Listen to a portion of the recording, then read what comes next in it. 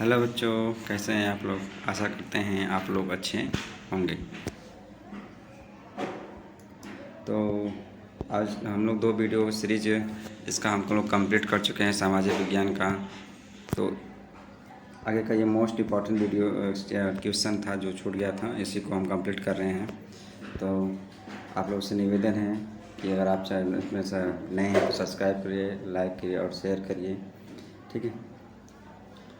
और एक चीज़ और है, जो भी इस क्लास को देखीन करता है और इसकी क्लास का नोट्स पीडीएफ है, इसको व्हाट्सएप पे एसएमएस करने पर, ये है मेरा नंबर, इस पर व्हाट्सएप पे एसएमएस करने पर आपको पीडीएफ सेंड कर दिया जाएगा। और मेरा नाम है आदर्श। चलिए हम वीडियो को शुरू करते हैं। अगला नेक्स्ट क्वेश्चन जो बचा है, क्वेश्चन क्या है, यूरोप में राष्ट्रवाद के उत्थान के लिए कौन से कारण उत्तरदायी थे, विस्तार पूर्वक लिखिए। या इसका अगला क्वेश्चन है, राष्ट्रवाद के से क्या तात्पर्य है, यूरोप में राष्ट्रवाद के उदय होने से कौन सी परिस्थितियां सहायक हुई, 2022 में पूछा हुआ है। और इसका अगला क्वेश्चन है कि यूरोप में राष्ट्रवाद का आशय स्पष्ट कीजिए। इसका आंसर देख लेते हैं हम लोग। राष्ट्रवाद वह भावना अथवा विचारधारा है, राष्ट्रवाद वह भावना अथवा विचारधारा है जिसके माध्यम से जनता में राजनीतिक, सामाजिक व आर्थिक एकीकरण संभव हुआ। राष्ट्रवाद वह भावना अथवा विचारधारा है जिसके माध्यम से जनता में राजनीतिक, सामाजिक व आर्थिक एकीकरण संभव हुआ। 18वीं शताब्दी के मध्य तक राष्ट्र राज्यों का उदय नहीं हुआ था। 18वीं शताब्दी के मध्य तक राष्ट्र राज्यों का उदय नहीं हुआ था। विभिन्न देश अलग अलग भागों में, भाषाओं में, कैंटनों में बटे हुए थे। विभिन्न देश क्या थे, अलग अलग भागों में, भाषाओं में, कैंटनों में बटे हुए थे।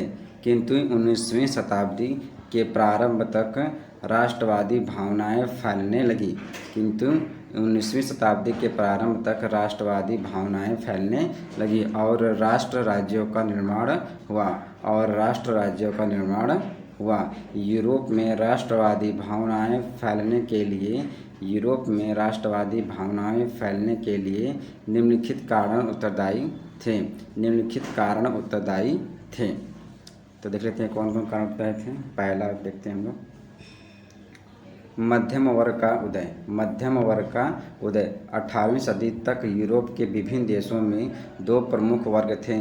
18वीं सदी तक यूरोप के विभिन्न देशों में 2 प्रमुख वर्ग थे। पहला क्या था, कुलीन तथा दास या कृषक वर्ग। कुलीन तथा दास या कृषक वर्ग। औद्योगिकरण के कारण नए सामाजिक समूह अस्तित्व में आए। श्रमिक वर्ग तथा मध्यम वर्ग जो उद्योगपतियों, व्यापारियों और सेवा क्षेत्र के लोगों से बने थे। श्रमिक वर्ग तथा मध्यम वर्ग जो उद्योगपतियों, व्यापारियों और सेवा के क्षेत्र के लोगों से बने थे और सेवा के क्षेत्र के लोगों से बने थे। इस वर्ग ने कुलीन विशेषाधिकारों की समाप्ति तथा शिक्षित और उदारवादी मध्यम वर्ग के बीच राष्ट्रीय एकता के विचारों को बढ़ाया। फिर से देख लेते हैं इसको। मध्यम वर्ग का उदय। 18वीं सदी तक यूरोप के विभिन्न देशों में 2 प्रमुख वर्ग थे, कुलीन तथा दास या कृषक वर्ग। औद्योगिकरण के कारण नए सामाजिक समूह अस्तित्व में आए। श्रमिक वर्ग तथा मध्यम वर्ग जो उद्योगपतियों, व्यापारियों और सेवा क्षेत्र के लोगों से बने थे। इस वर्ग ने कुलीन विशेषाधिकारों की समाप्ति तथा शिक्षित और उदारवादी मध्य वर्गों के बीच राष्ट्रीय एकता के विचारों को बढ़ाया। आगे देखते हैं हम लोग।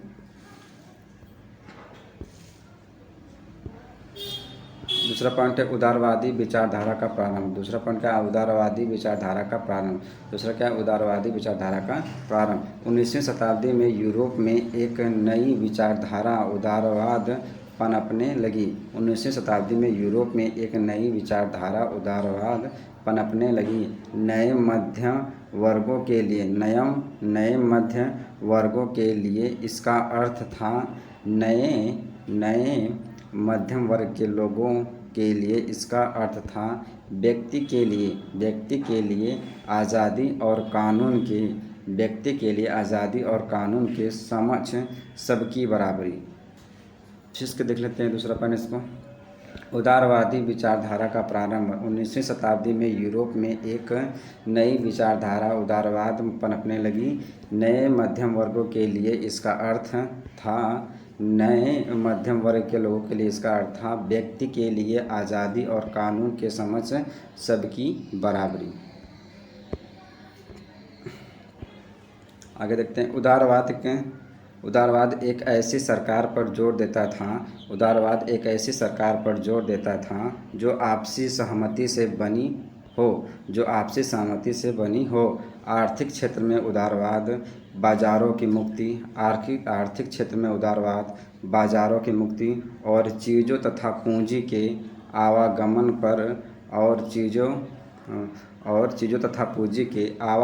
पर राज्य द्वारा लगाए गए नियंत्रणों को समाप्त करने के पक्ष में था। नया व्यापारी वर्ग एक ऐसी आर्थिक नीति का पक्षधर था जहां वस्तुओं, लोगों, पूंजी का आवागमन बाधा रहित हो। इस विचारधारा ने राष्ट्रीय एकीकरण को बढ़ावा दिया। तीसरा देखते हैं। तीसरा पॉइंट क्या है? यूनान का स्वतंत्रता संग्राम। यूनान के स्वतंत्रता संग्राम ने पूरे यूरोप में राष्ट्रीय भावनाओं का संचार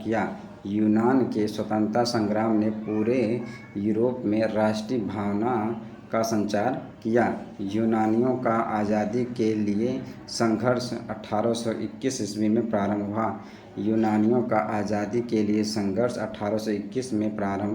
हुआ। 1832 ईस्वी की कुस्तुनतुनिया की संधि ने यूनान को एक स्वतंत्र राष्ट्र की मान्यता दी।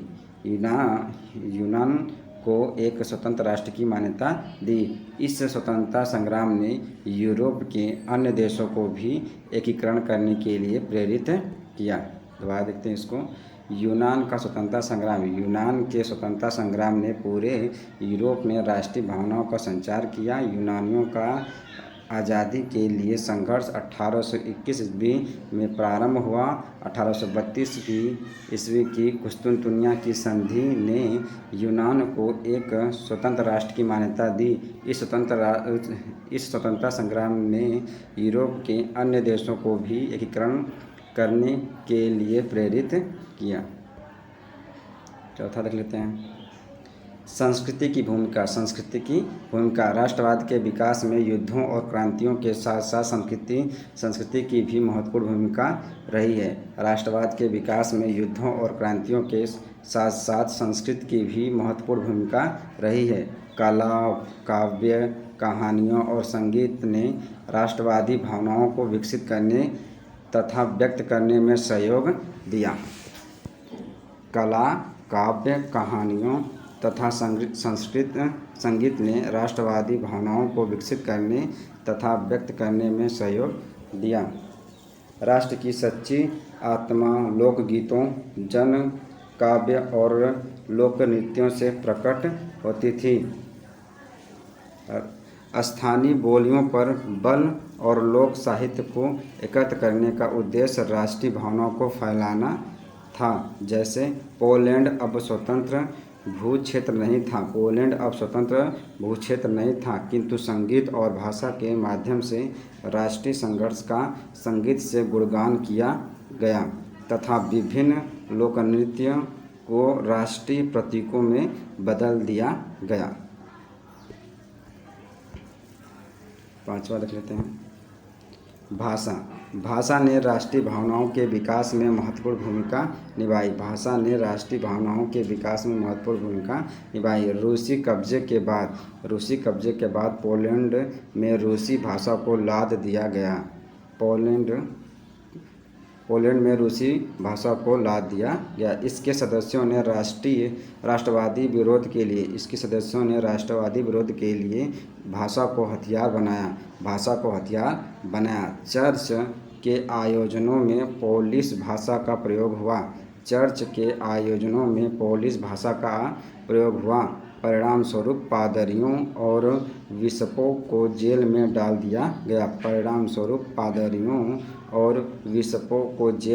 दिया पोलिश भाषा रूसी प्रभुत्व के विरुद्ध संघर्ष के प्रतीक के में देखी जाने लगी। पोलिश भाषा रूसी प्रभुत्व के विरुद्ध संघर्ष के प्रतीक के रूप में देखी जाने लगी। अंतिम पॉइंट इसका है जन विद्रोह। 1830 के दशक में यूरोप में जनसंख्या में तेज़ी से वृद्धि हुई। यूरोप के उन इलाकों में जहां कुलीन वर्ग अभी भी सत्ता में था और कृषक कर्ज के बोझ तले दबे थे, शहरों और गांवों में कई कारणों से गरीबी थी, बेरोजगारी तथा खाद्यान्न की कमी के कारण लोगों ने विद्रोह करना शुरू कर दिए। इन विद्रोह के कारण रूढ़िवादी सरकारें कमज़ोर पड़ने लगी, राष्ट्रवादी भावनाएं विकसित होने लगी। फिर तक लेते हैं इसको। जन विद्रोह। 1830 के दशक में यूरोप में जनसंख्या में तेज़ी से वृद्धि हुई। यूरोप के उन इलाकों में जहां कुलीन वर्ग अभी भी सत्ता में था और कृषक कर्ज के बोझ तले दबे थे, शहरों और गांवों में कई कारणों से गरीबी थी, बेरोजगारी तथा खाद्यान्न की कमी के कारण लोगों ने विद्रोह करने शुरू कर दिए। इन विद्रोहों के कारण रूढ़िवादी सरकारें कमज़ोर पड़ने लगी तथा राष्ट्रवादी भावनाएं विकसित होने लगी।